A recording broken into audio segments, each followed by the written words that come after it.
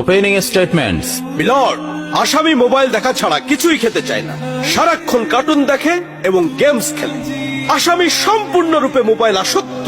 Objection milord. Objection overruled, you may proceed. আসামি তার বাবার মোবাইল দেখতে দেখতে হাত থেকে ফেলে ডিসপ্লে ভাঙারও রেকর্ড আছে। মহামান্য আদালতের কাছে আসামির সর্বোচ্চ শাস্তি আজীবন মোবাইল নিষিদ্ধ করা জোর দাবি জানাচ্ছে।